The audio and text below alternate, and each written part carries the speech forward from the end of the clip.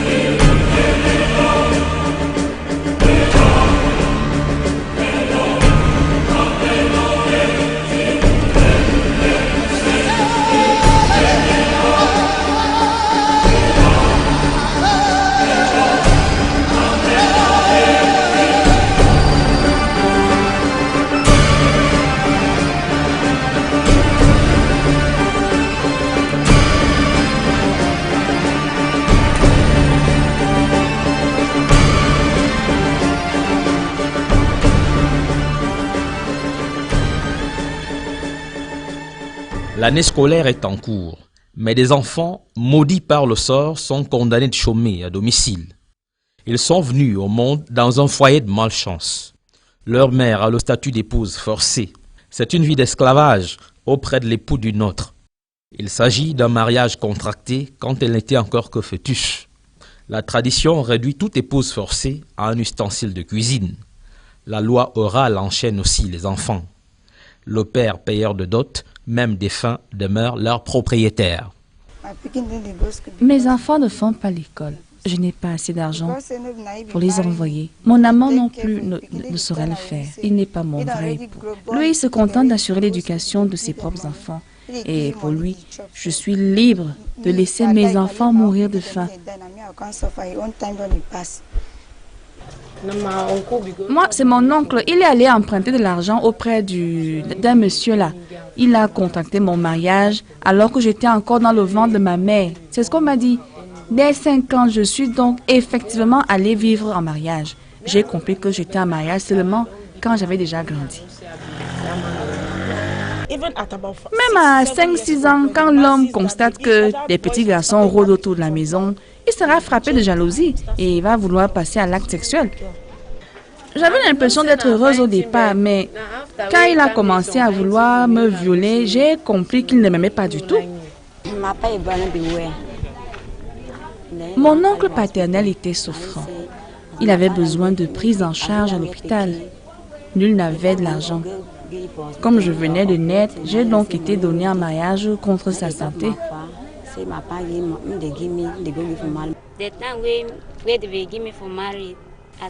J'ai été donnée en mariage à la naissance. Ma famille a contracté une dette. Elle m'a laissé grandir jusqu'à 4 ans.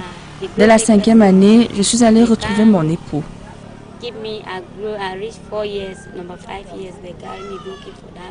Chaque histoire de mariage précoce s'inspire d'une originalité regrettable. Les victimes, parfois honteuses, s'enferment pour en parler.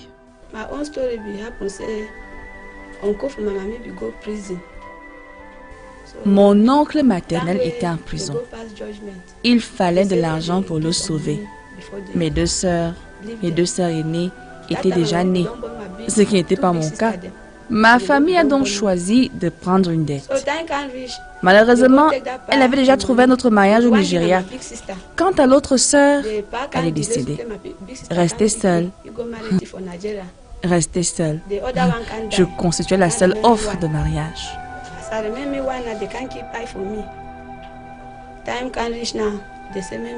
Le point commun des victimes de mariage précoce est le statut de fugitive. Les femmes finissent par briser les chaînes dans la douleur.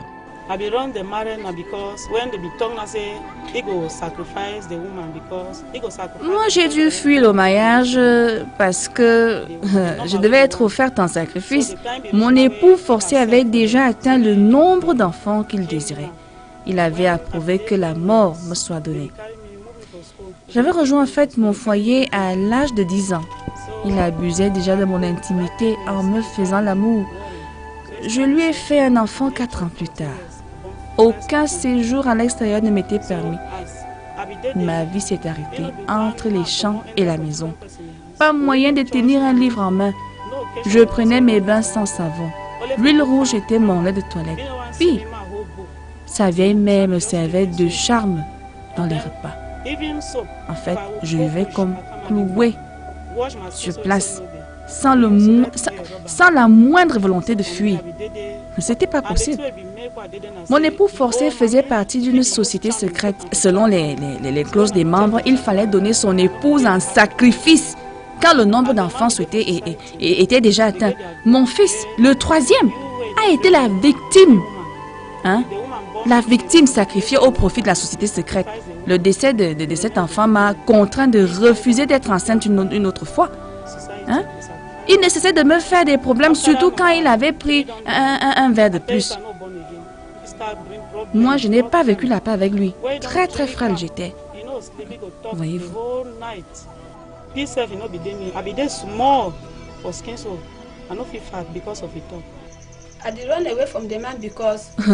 J'ai fait le mariage à cause de l'appellation d'épouse forcée. Il suffisait de porter ce nom pour être méprisé, pour être méprise et prise pour une chèvre. Il a souffert pour vous. En retour, vous vivez votre vie à essayer de lui restituer ses biens. Dans mon cas, je n'ai pas la force physique de travailler dans les champs.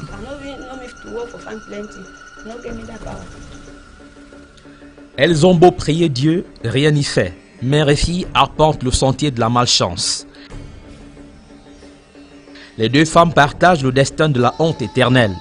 Le ciel est sourd à leurs appels.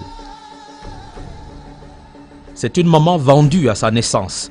Sa fille a connu la même tristesse. Son opinion ne compte jamais. Maman m'a amené quelque part. Elle m'y a abandonné. Ma coépouse a donc pris sur elle de me maltraiter. Je trouvais à peine à manger. J'ai supporté sur un bon bout de temps.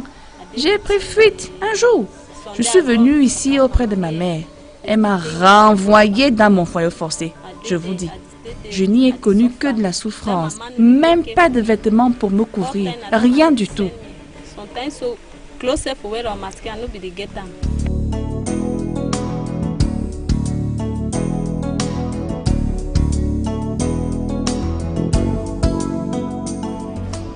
L'innocent dans les bras rappelle le drame d'une enfance compromise. L'homme mûr n'en est pas le père biologique, mais le nouveau-né rentre dans le décompte de ses biens. La disposition non écrite découle des us et coutumes. Good, this is the girl we're talking about. Ah, really? I am the legitimate owner of the mother. And I took every little care of her pregnancy. Je suis le légitime propriétaire de la mère. Personnellement, j'ai investi ma fortune dans les soins d'accouchement à partir des visites prénatales. Une femme souffrait d'hématomes sur un lit d'hôpital. Elle avait besoin de 200 000 francs pour ses frais d'opération. La mère de la fille est venue me voir. Elle avait besoin d'argent. Je lui ai d'abord opposé un refus car j'étais déjà marié et j'avais des enfants. Par ailleurs, le lien de parenté du côté paternel est lié à la dame. Je me suis posé la question de savoir comment prendre ma sœur pour épouse.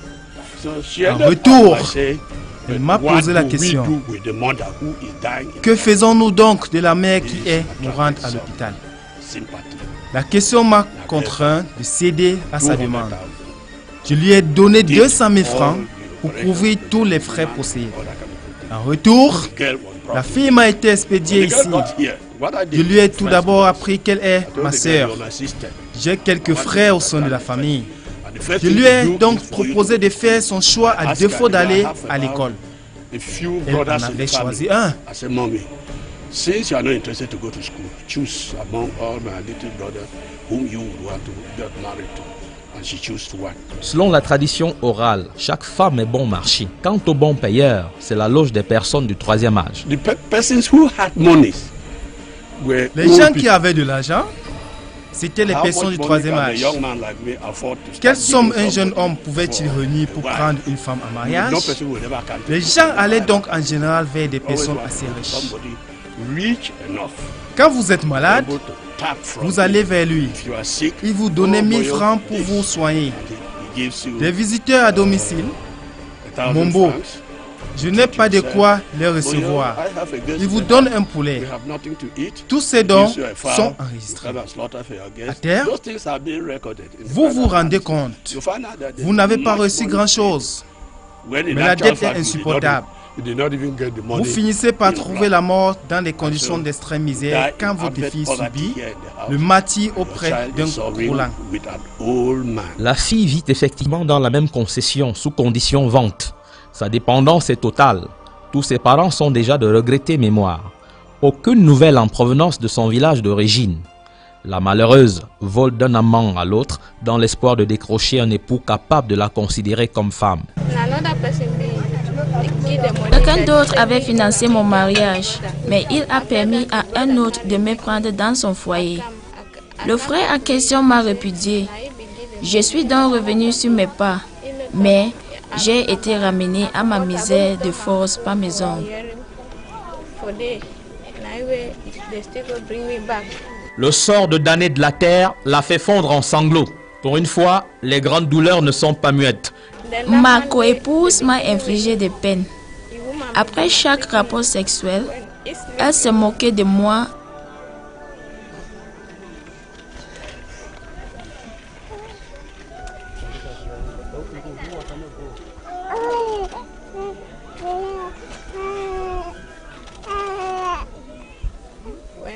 Elle se moquait de moi en révélant que je marche comme une fille dont on a abusé toute la nuit. Je n'ai plus supporté les services. Je suis donc revenu auprès de son frère aîné. Le frère en question m'a encore demandé de faire un choix et de faire un enfant si possible.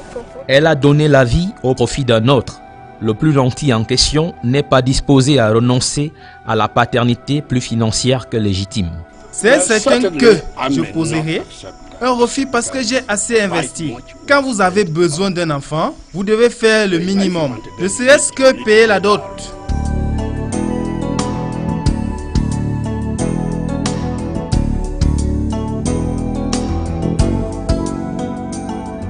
Le mariage précoce s'accompagne de nombre d'effets indésirables. Le danger est permanent en matière de santé de la reproduction. Elles ne sont pas encore disposées ni à avoir des rapports sexuels, ni à faire des enfants. Elles y sont pourtant contraintes. Elles souffrent de fistules obstétriques pour la plupart et d'autres problèmes de santé aussi. Elles sont contraintes de contracter le VIH/SIDA. Elles présentent aussi des anomalies à l'accouchement parce qu'elles ne disposent pas de bassins assez solides pour héberger les vies. Le scénario final est celui d'un enfant qui emporte un autre. Les victimes les plus heureuses mènent des activités de survie. C'est le petit commerce. Les points de vente constituent des niches de prostitution. Le commerce du corps et de sa chair prospère, faute d'alternatives valorisantes. L'extrême misère s'installe donc. It has led to a lot of prostitution in our La situation a mené à une prostitution généralisée ici à Akwaya. Ces filles ne trouvent pas de satisfaction sexuelle auprès des hommes âgés. Elles se livrent donc au premier venu. En plus, elles ont besoin de moyens de survie. Il y a un autre impact. De nombreuses filles ont quitté la ville, au moins les 3/4. Leurs destinations sont inconnues. Elles ont peur de trouver la mort. Les parents de quelques-unes ne savent même pas la destination qu'elles ont prise. L'exclusion scolaire promeut l'analphabétisme. Les victimes, leurs enfants compris, grandissent à ignorer leurs droits et devoirs. Elles se constituent en charge de la société à jamais. Les filles n'ont pas droit à l'éducation. Mon éducation s'est achevée avec l'obtention du certificat d'études primaires. Personne ne me permettait d'aller à l'école, mais le diplôme en question, pour l'avoir, ça a été la conséquence d'une détermination opiniâtre. J'étais vieille au moment de commencer l'école. Il me suffisait de jeter un coup d'œil dans mon bulletin de notes pour en convaincre. En fait, mes copies étaient rarement barrées au rouge. Former la jeune fille, c'est former une nation. Comme il se dit, s'il n'est pas permis à la jeune fille d'aller à l'école, l'impact, c'est son incapacité à former ses propres enfants en retour. Si je vais à l'école, je viendrai leur parler un de ces Français et je n'accepterai plus de rester à leur côté. Les victimes vivent des journées de corvée. Elles sacrifient sans le vouloir aux exigences des travaux domestiques et champêtres, lesquels travaux forcés abîment le corps. Il me frappait tout le temps, me maltraitait, il m'a répudiée. En fait, j'en suis au 3e cas. J'y ai vécu l'enfer. Accepter un tel mariage, c'est presque dire bienvenue à la mort. Jamais je n'admettrai que mes enfants aillent subir un tel sort. Il ne saurait s'occuper de mon enfant quand je suis une épouse forcée. Il me réclame 822 000 francs. J'essaie de le faire. Mais dès que j'ai un peu d'argent, des malheurs me frappent et l'argent finit. C'est d'ailleurs ce qu'il avance. Il soutient que je vivrai ma vie à souffrir, à crouler sous le poids de la dette et à trouver la mort sans la rembourser. Par la suite, mes enfants hériteront de la même malédiction. C'est ce qu'il dit. Pendant les 2 mois derniers, j'ai pu réunir 400 000 francs pour un début de remboursement. Malheureusement, mon fils a été enlevé à Douala. En bref, j'en ai assez de vivre.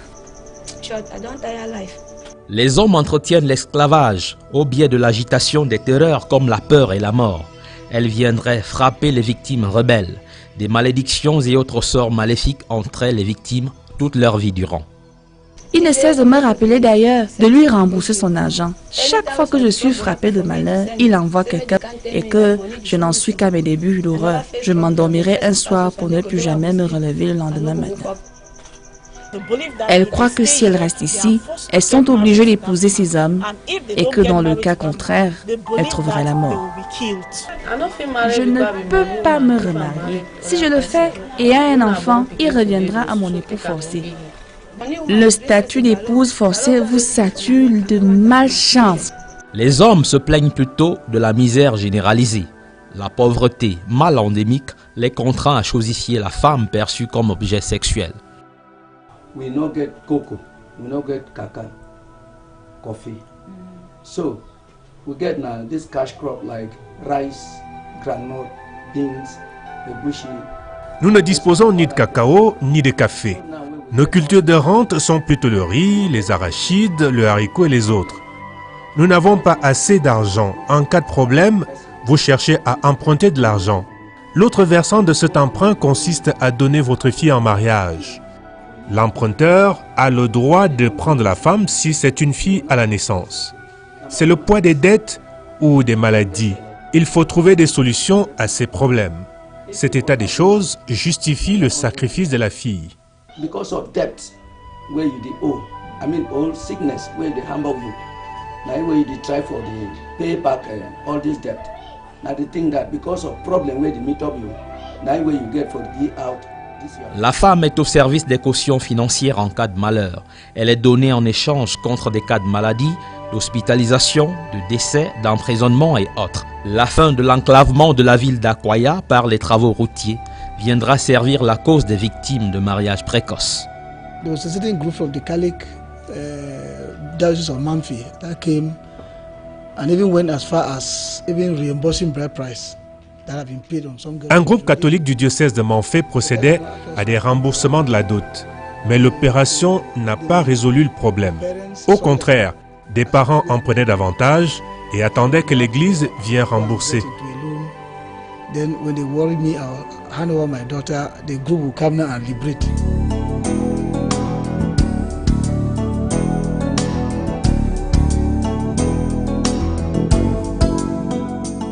La mise en œuvre des projets d'agriculture de seconde génération introduira les cultures de rente et luttera ainsi contre la pauvreté. We didn't have roots, so if people went into commercial farming, they wouldn't have any means to sell. The only outlet we had here. Nous n'avons pas assez de routes. La perspective de l'agriculture commerciale n'allait pas nous aider. Le seul risque était le Nigeria, où les prix sont plutôt imposés aux paysannes. Les tentatives agricoles de masse se sont révélées vaines à cause des prix imposés au Nigeria. Les marchandises étaient carrément bradées dans le marché en fin de journée. La situation va s'améliorer avec l'avènement des routes. Elles vont inciter les gens à se lancer dans l'agriculture commerciale. Nous avons besoin d'un projet capable d'attaquer ces causes, notamment la pauvreté. Il faut un projet agricole où les citoyens apprennent à faire les palmeraies, le café, le cacao, toutes les cultures de rente, les oranges en masse, ici. Giving lectures or training on how to grow oil palms, maybe cocoa, coffee, all these other commercial crops, oranges maybe in a hectare, in these orchards, at least it will be helpful. Les hommes de Dieu méritent de fustiger le fléau. Les églises doivent prendre l'initiative de prêcher contre ce fléau chaque dimanche. La chefferie traditionnelle, par voie de serment dans les sanctuaires, détient un pouvoir dissuasif. Il y a la conférence des chefs traditionnels d'Akwaya. Les chefs s'y rassemblent au moins 3 fois par an.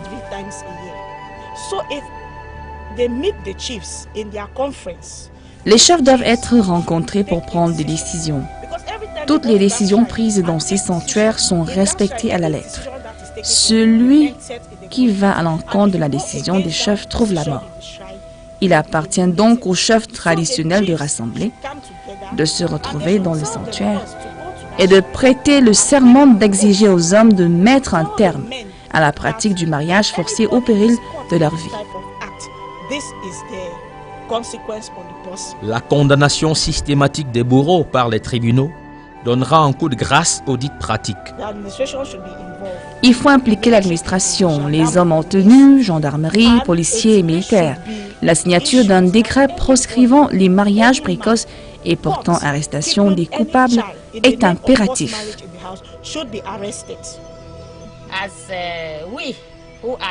Nous autres sur le terrain, avec les citoyens, nous avons besoin de voir nos capacités renforcées. Le délégué départemental devrait se rendre en voiture à Akwaya, peut-être une fois par mois, pour sensibiliser les citoyens. Les chefs traditionnels, protecteurs de cette pratique barbare, vraiment méritent d'être sensibilisés. Il ne s'agit pas de leur donner des instructions, il est question de les aborder de manière respectueuse. Comment prendre en charge les victimes? Un centre de promotion de la femme, un centre multifonctionnel pour voir le jour à Akwaya. Les élèves pourraient par exemple y apprendre un métier. Elles souffrent dans leur amour-propre. Il faut qu'elles sortent de leur réserve. Cette situation les rend timides. Enfin, les victimes elles-mêmes sont invitées à s'impliquer dans la lutte contre les mariages précoces. Le travail de sensibilisation engagé dans les lycées et collèges porte vraiment le bon message. J'irai à l'école de manière à rentrer éduquer mes propres enfants. Aller à l'école me fera gagner de l'argent. J'aurai un bon emploi pour former mes propres enfants. Comme ça, en cas de maladie, j'éviterai d'aller emprunter de l'argent en échange au mariage de mes enfants. Je souhaite que le gouvernement mette un terme à cette pratique. Toute tentative de mariage précoce devrait s'achever par l'emprisonnement de l'auteur.